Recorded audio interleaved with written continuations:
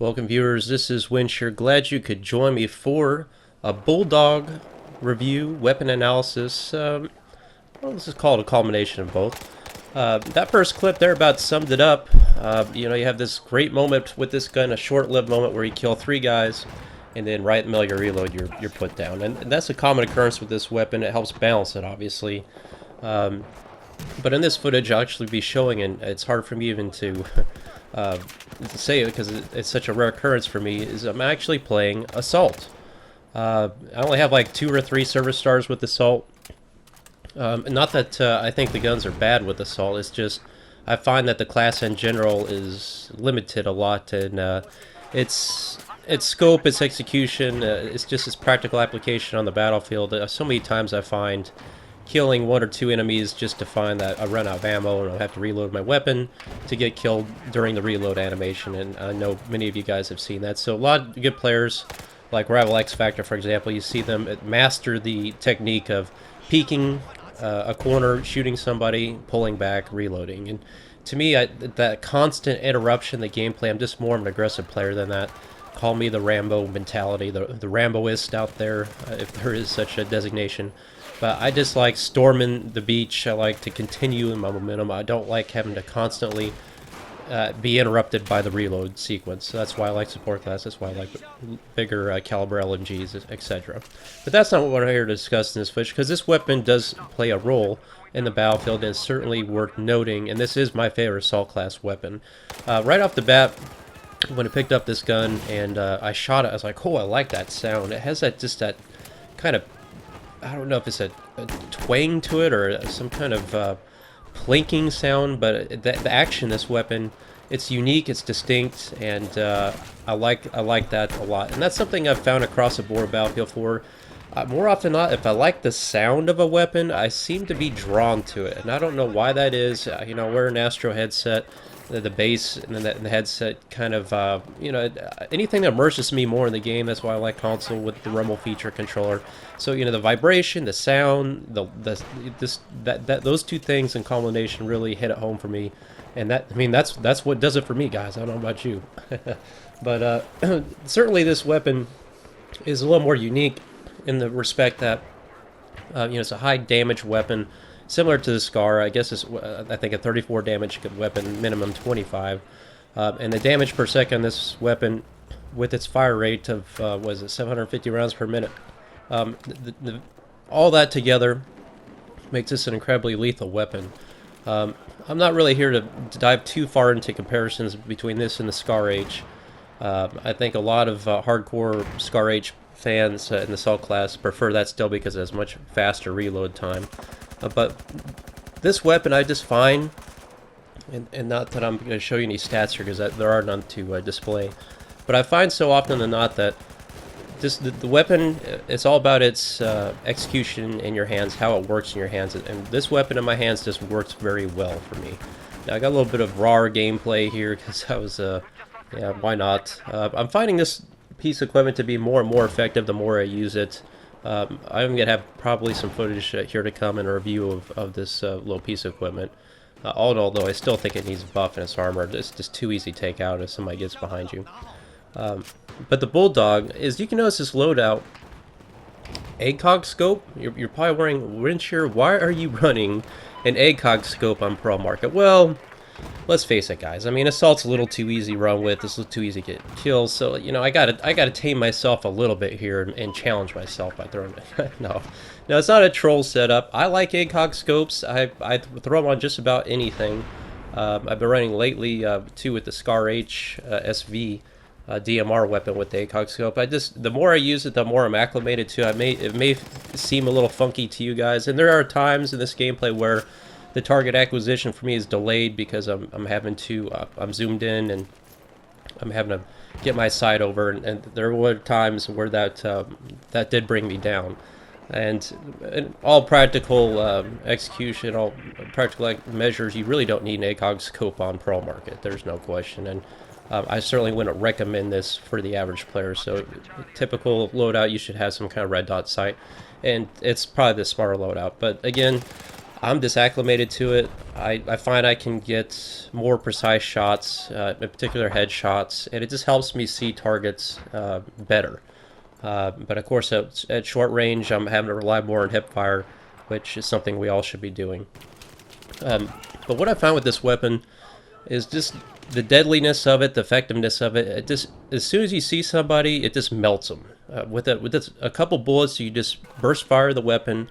It's got a bit of recoil to it, so that's why I put all my newbie attachments on it to mitigate it as much as I can. You always hear all these experts out there talk about aimed accuracy penalties and, you know, reading into the stats of muzzle brakes and how you don't want that on your gun. And I just really haven't bought into all that with Battlefield 4. I just don't really see the negative consequences of putting those attachments on, albeit a compensator or a muzzle brake. However, I do find that the heavy barrel is highly overrated. And lately, the more I use it, just all it does is make the performance of the weapon more difficult to handle, and the benefits, I just don't see them in terms of that's just my experience. Now, throughout this gameplay, of course, the sidearm, we all know the Deagle is going to be the way to go. Lately, I've just been really destroying people with the Deagle. And today I was running with some matches too, again with the DMR, and it was just unbelievable. I was getting more kills with the Deagle, and I think the DMR.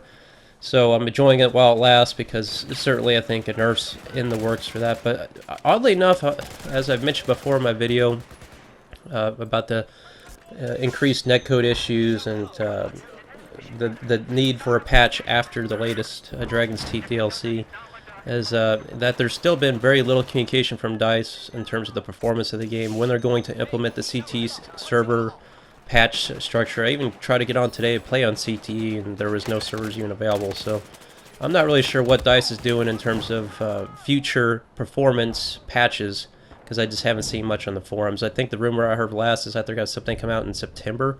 I'm not really sure why it takes so long, because that was one thing with Battlefield 4 we were supposed to have improved, at least that's one thing they're touting, was increased patch times due to, I don't know, the live update system or something they were saying at the time, but obviously that didn't come to play. It seems like they just release patches whenever it's financially beneficial, I think is what it would boil down to. Of course, performance-wise, they want to make sure it actually does something as well, but all in all, Dragon's Teeth, I also want to ask you guys, are you getting tired of seeing Dragon's Teeth footage? Because it seems like everybody on YouTube right now is just posting Dragon's Teeth, and I mean, I really enjoy it myself. However, I feel like it's getting a little repetitious with these maps, and they're very high-demand maps, highly played, highly enjoyed.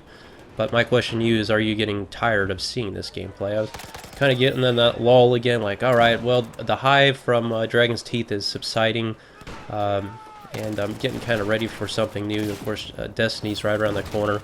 I've been kind of entertaining the idea of going back to Titanfall a little bit too. That game, it just looks so good. It was so much fun, but it's so despised amongst the community, and just not supported at all with YouTube. So that would just be a personal choice. But that game to me is quite a creation, and it's kind of baffling to me how it wasn't really that well received in the community, it's particularly all the negativeness out there directed at it. And I was there on board at the beginning too, but I came around on it, and I turned out to really enjoy that game for what it has to be. But this gameplay in particular, that with the Bulldog, this was my best assault score yet in Battlefield 4. It's unusual for me to play assault, so having to get down here and revive guys, it's just not something I'm used to doing. But it's obvious that you can see in the gameplay just how many points you can get as assault. It's no question, it's still probably arguably the best class out there in terms of its effectiveness and generating points and eliminating players. There's a nice little 180 right there, taking cover behind this cover. Again, the ACOG scope here has allowed me to land those precise headshots, even though the quote stuff's hitting the fan right here. Got grenades, but I was still taking time to revive my teammates, but got a little too much there. Sometimes the Rambo revive is in your benefit, because it distracts that enemy.